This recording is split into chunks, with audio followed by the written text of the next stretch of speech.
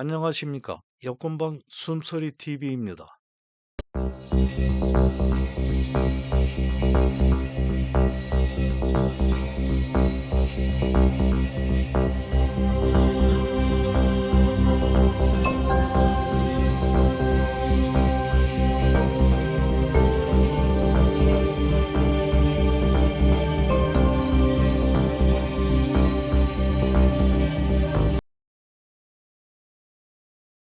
울산에 소재한 국내 중소기업 ETL이 개발한 스텔스 도어 아이온1이 미 국방부가 실시한 FCT를 기술 수준 최고 등급을 받고 통과했습니다. 국내에서 개발한 무기체계로 FCT를 통과한 것은 2.75인치 지대함 유도 로켓 비공에 이어 두 번째인데요. 미 국방부가 실시한 FCT는 미국에서 개발 생산되지 않는 다른 나라의 방산 기술과 제품을 대상으로 미국에 필요한 군수품을 더욱 빠르고 경제적으로 확보하기 위해 미국의 군사적 요구 수준에 적합한지를 실제로 시험 평가해 자국의 획득 사업과 연계하는 해외 비교 시험 평가입니다. FCT는 특정 기술의 개발 연구부터 양산 전력화하기까지 어느 정도 기술 수준 상태에 있는가를 평가하는 기술 성숙도를 1에서 9단계까지로 나누어 평가하는데요. 국내 개발 스텔스 도료 아이온1은 그중 기술 수준이 완전히 충족되어 양산 전력화 단계를 의미하는 9단계로 평가받았습니다. 미국으로의 무기 수출을 위해서는 반드시 FCT를 통과해야 하는데요. 스텔스 도료는 첨단 무기에 있어서는 필수 요소로 광범위한 영역에 걸쳐 그 활용성이 기대되는 중요한 소재로 국내 방산업체 ETL이 미 국방부 FCT의 최고 기술 수준 평가를 받는 스텔스 도료를 생산함으로써 우리나라 국방 발전에 있어 획기적인 요소가 마련된 것입니다. 스텔스 도료의 아이온1의 전파 흡수율은 85에서 88%에 이를 만큼 특출한데요. 스텔스 성능은 피탄 면적을 줄이기 위한 형상 설계도 중요하지만 결국에는 전파 반사를 차단하기 위한 스텔스 도료 등의 기능이 절대적인 것입니다. FCT를 통해 미 국방부는 아이언1이 지상 장비와 무인 시스템, 수송함, 탄약 등에 모두 적용될 수 있다고 평가했는데요. 아이언1은 액상형으로 모든 소재를 국산화했습니다. 일반 페인트와 같이 스프레이 형식으로 도포할 수 있어 곡면과 틈새 등 구조적으로 어려운 부분까지 쉽게 스텔스 적용이 가능하고 무게가 가벼워 도포 면적이 넓어질수록 무게 증가로 인한 기동성이 저해되는 위험이 없다고 합니다. 철과 알루미늄 등의 완전 도처와 탄소 섬유, 유리 섬유 강화 플라스틱 등의 복합재를 기본 소재로 하는 군사용 무기 체계와 민수용 전반에 활용이 가능해 수상함, 반잠수정, 잠수함 등의 선체 및 외부 탑재 장비, 항공기, 무인기, 탱크, 장갑차, 유도탄 등 스텔스 기능이 필요한 모든 부분에 적용 가능하다고 합니다. 스텔스 기능을 적용함으로써 무기 체계의 작전 반경이 확대되고 생존성과 전투력이 향상되는데요. 2006년에 설립한 ETL은 이미 2010년에 국방기술 품질원으로부터 스텔스 도료에 대한 시험 평가 인증을 받았고 이후 독일과 미국에서 인증을 획득하였으며 2020년에는 특허를 출원하여 개발한 스텔스 도료에 대한 독점적 권리를 인정받은 바 있습니다. 한편 국방부는 핵추진 잠수함 건조를 위한 핵추진 잠수함의 획득 운영 및 안전관리 등에 관한 특별법을 입법 예고했습니다. 일명 핵잠수함 특별법으로 핵잠수함을 건조하게 하는 활동은 핵무기를 개발하여 보유할 목적이 아님을 명시하고 국무총리 소속으로 핵추진 잠수함 전략위원회를 설치해 사업을 추진하기 위한 기반을 만들고자 하는 것인데요. 입법 예고 기간은 9월 7일까지로 국회에 제출하여 연내에 제정할 것을 목표로 하고 있습니다. 핵추진 잠수함 건조를 위해서는 무엇보다 핵 연료를 안정적으로 공급받기 위한 우라늄 농축이 필수적이고 이를 위해 국제사회의 불안과 우려를 해소하기 위한 것입니다.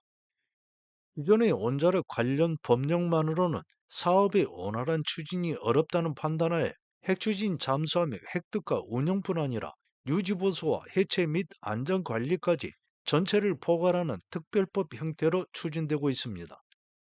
법안에는 핵 확산 금지 조약 준수, 국제 원자력 기구 등 국제기구의 확인 절차 협조, 방사성 물질로부터 국민 안전과 환경 보호, 핵 잠수함 원자력 안전 기준 설정이 주요 원칙으로 언급되어 핵 잠수함 도입이 핵무장으로 이어질 것이라는 국제사회의 우려를 불식하는 것에 그 목적을 두고 있습니다.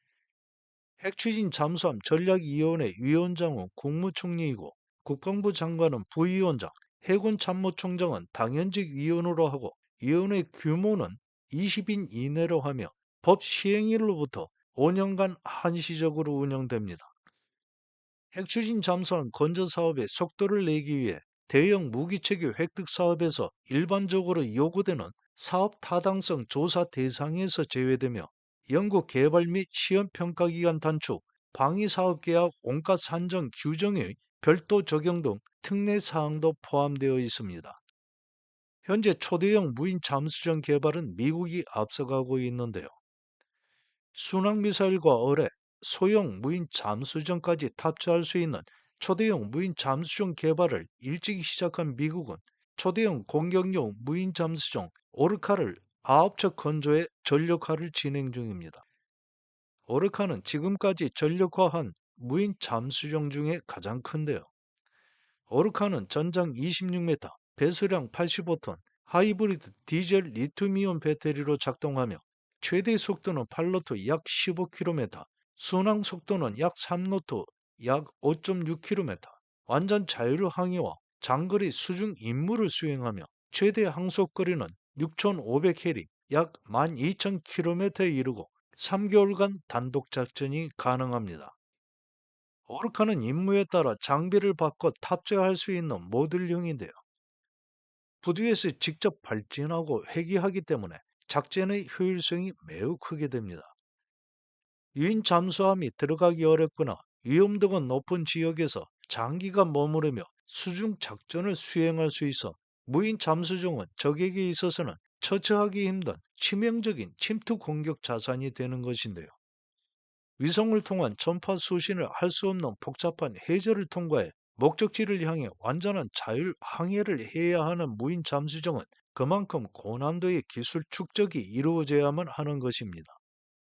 러시아는 잠수함에 탑재해 발사하는 핵무기를 장착한 핵추진 수중드론 포세이돈 시험 발사에 성공했습니다. 전략 핵무기로 핵어뢰 기능을 하는 포세이돈은 러시아 측 발표로 최대 사거리 10,000km, 최대 자망 깊이 1,000km이며 장거리 심해 운영 능력을 갖춰 상대국 대도시 해안에 은밀히 접근하여 적절한 시점까지 수중에서 머물기도 하는 무인 잠수정입니다.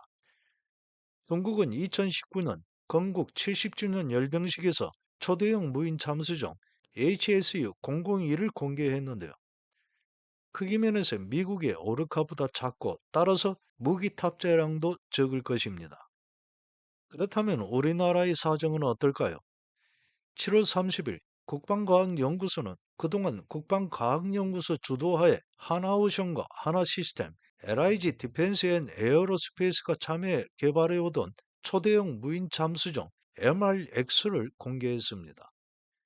이전의 자율항해와 정찰 임무에 주력해 시험 개발해오던 형태에서 벗어나 그동안 축적된 기술을 바탕으로 2022년 10월부터 다목적 모듈형 초대형급 무인 잠수정 개발을 시작해왔고 2030년대에 전력화하는 것을 목표로 하고 있습니다.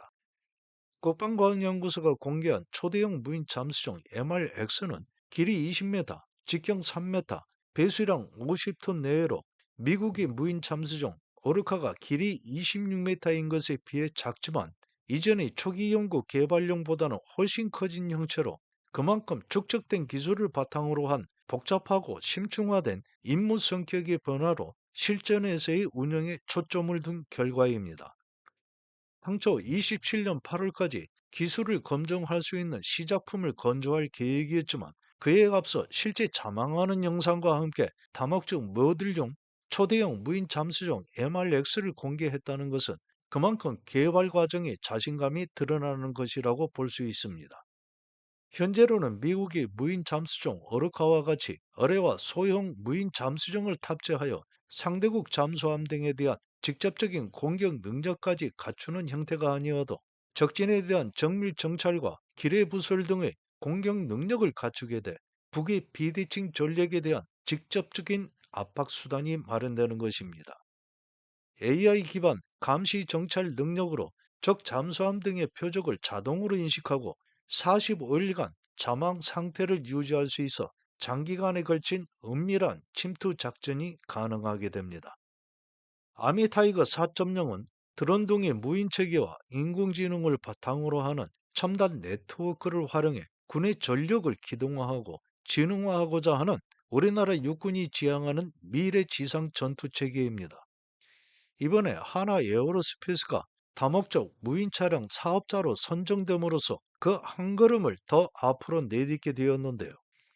우리나라 육군의 다목적 무인 차량으로 채택된 하나 에어로스페이스의 아리온 스맷은 약 1.8톤에 이르는 중량의 6륜 전기 추진 무인 지상 차량으로 무장은 5.56mm와 7.62mm 기관총을 임무 상황에 따라 상호 교체 가능하며 앞으로의 조건 변화에 따라 대전차 유도 미사일 또한 장착 가능합니다.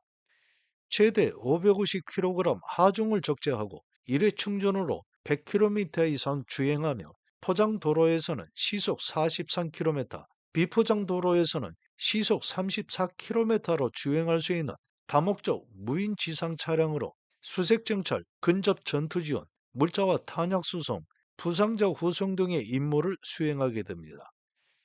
피와 식별을 위한 쥐약은 감시 장비가 설치되어 있고 에어리스 타이어를 부착했으며 차체는 방탄 능력이 있는 특수 복합 소재로 제작되었는데요. 에어리스 타이어는 피탄 후에도 일정 거리를 주행할 수 있게 해줍니다. AI를 바탕으로 한 딥러닝으로 사람과 차량을 식별하며 원격 통신이 끊기더라도 자율 복구하거나 출발점으로 복귀하는 스마트 자율 기능을 갖추고 있습니다. 차량에 탑재된 원격 사격 통제 체계는 적과 아군의 총성을 구분할 수 있어 총성을 감지하면 목표물을 자동으로 조준하고 추적할 수 있는데요. 수년간 표류해온 한국형 자기 구축함 KDDX 사업이 이제 본궤도에 올라 순항하는 길을 시작했습니다. 사업자로 선정된 하나오션이 방위사업청과 KDDX 상세 설계 및 일본 선도함 건조 본계약을 체결했는데요.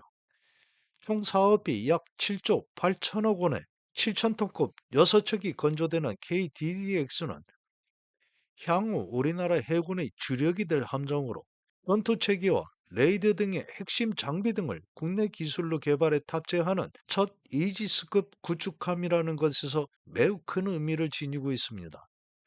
하나오션은 2032년 6월 30일까지 선도함을 해군에 인도해야 하고 후속함 5척도 2036년까지 모두 해군에 인도되도록 할 계획인데요. KDDX에는 미국산 함대공 유도탄 SM2 대신에 우리나라에서 개발한 함대공 유도탄 2가 한국형 수직 발사관에 탑재되어 함선과 무장 모두의 자립도가 크게 향상되는 계기가 될 것입니다.